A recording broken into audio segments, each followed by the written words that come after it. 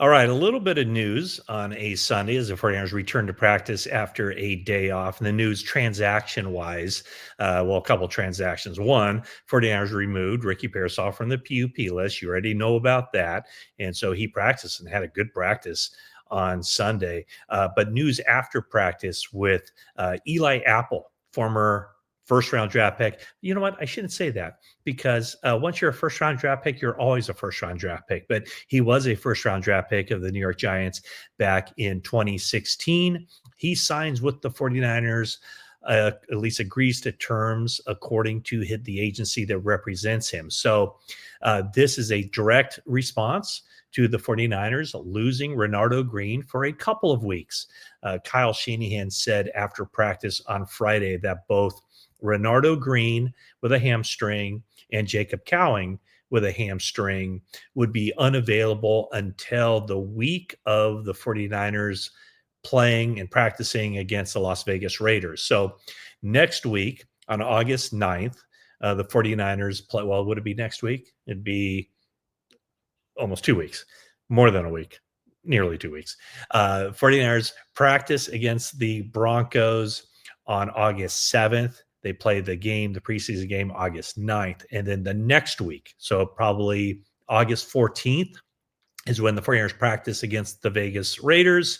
That is when Kyle Shanahan kind of targeted that Renardo Green and Jacob Cowing would be available. So the 49ers, whenever teams kind of get low on receivers and cornerbacks, they need to replenish that just because of the amount of running that those positions do during training camp. So 49ers sign Eli Apple. They'll have to make a corresponding move. 49ers have not turned in that move to the league. So the Eli Apple signing is not yet official. So again, they'll have to make a roster move. Not sure what that'll be.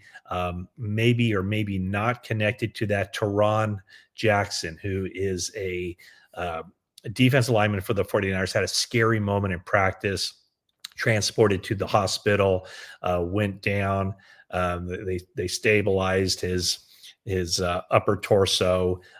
Everything seems to be okay, but they took him to Stanford Medical Center. So we'll see what happens with Teron Jackson, and whether 49ers might make a move with him to create a roster spot. But let's talk about Eli Apple. And the reason Eli Apple is, the name, because like I said, number 10 overall pick in the 2016 draft. Now, he has bounced around, and he's bounced around in a big way. 9 seasons in the NFL. That includes parts of 3 seasons with the Giants, and then 2 years with New Orleans, parts of 2 seasons, 1 year with Carolina, 2 with Cincinnati, and then the last 2 years, this is a guy, by the way, who turns 30 years old on August 9th, so he's getting up there. But in 2023, with the Miami Dolphins, appeared in 10 games with 4 starts. Last year, began the season on the Los Angeles Chargers practice squad, was elevated, played in 4 games with no starts last year. Also have missed some time with a hamstring injury. So 49ers certainly aren't signing Eli Apple to be the savior. They're not signing him to be a starter. I would say at this point, a guy who played for the veteran minimum last year, I'd be surprised if he gets any kind of guaranteed money. Be playing for the veteran minimum again this year, at least signing for that, probably a 1-year contract. But it does, it speaks to the 49ers cornerback situation. They need a body. Last year, I was thinking about this. Last year, they had their starters at this time of the year, and there was no questions asked starters. Charvarius Ward and Diamador Lenore. 49ers spent a second-round draft pick on Renardo Green, and that was kind of drafting a year ahead, thinking that they were going to lose Charvarius Ward as a free agent this offseason. So have Renardo Green, develop him for a year, and groom him to be a starter in 2025. And that's where we are right now. 49ers starters are Renardo Green and Diamador Lenore. Now, Renardo Green is, as I mentioned, going to miss some time. Last year, as with Renardo Green being the third corner, 49ers also had some guys who have played a lot in the NFL, Rock Yassin and Isaac Yiadom. They don't necessarily have that this year with this roster. They did sign Trey Brown from the Seattle Seahawks as a free agent, and he is projected to be, I would think, the 49ers' third outside corner while also competing for an inside job. The nickelback situation, he'll be competing with Upton Stout for that starting nickelback back position. But when you look at where the 49ers are with their depth at cornerback, there's not a whole lot there. A couple of undrafted guys they bring in, Jacob Robinson from BYU, who shows some promise and has a little dog in him. Keep an eye on him. And also Derek Canteen, the 49ers for that rookie minicamp brought in a lot of undrafted guys for tryouts. Derek Canteen from Cincinnati is the only player out of that group that they signed to a contract. So there are those two. There's Chase Lucas, who played for the Detroit Lions. He was on that NFC Championship team that lost to the 49ers in the NFC Championship. He was with the 49ers practice squad all last year, did not see any action. Drell Luter, still on the team, competing for a roster spot. Saran Neal, who's a veteran, who's been in the league for a long time, really good special teams player. He's competing for a roster spot.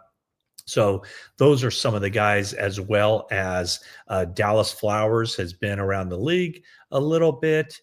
Trey Avery has been around the league a little bit, but you can see like there's not that kind of name recognition or a lot of experience at the backup positions. Eli Apple definitely has that kind of experience. The question is, as he gets at this stage in his career, how much does he have left? And so maybe Eli Apple has a chance to win a roster spot. I think it's, a lot is going to have to work in his favor for that to happen. But anytime the 49ers or a team adds a guy who's been a first round draft pick, it does kind of make your ears perk up a little bit. Eli Apple coming to the 49ers. We'll see, how they work him into the mix. He's a guy that will get some reps, I'm sure. There is the attractiveness of bringing in a veteran, having that veteran know what he's doing, the experience level,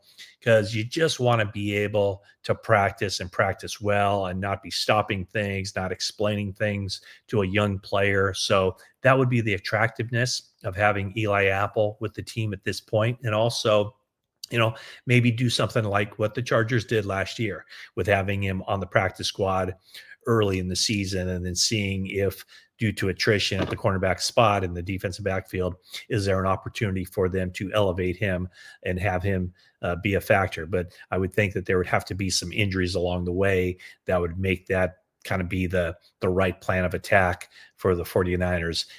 Also, a player in his position would almost have to be just kind of a demon on special teams for those backup cornerbacks, especially the veteran cornerbacks, behind the top three.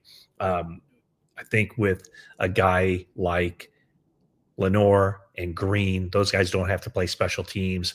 Even the third corner, it's, the third corner, Trey Brown or Upton Stout, those guys, a little bit of special teams, but they're on the team because at some point they're going to have to play.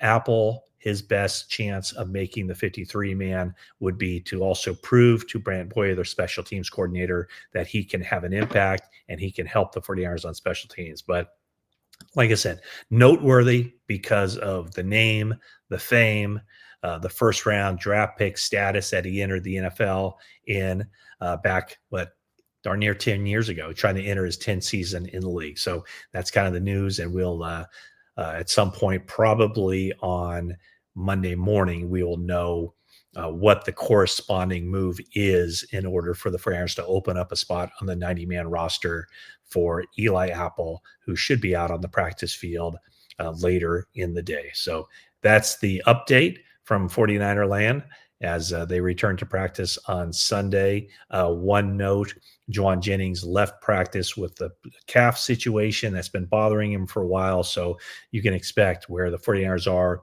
with their wide receiver position that they're going to really be cautious with him. And as I mentioned, Ricky Pearsall comes back, has a really good practice, 3 catches, only 8 reps, according to Kyle Shanahan. So that's the update from 49er land. And we'll be back later, probably tomorrow, with more updates from Santa Clara.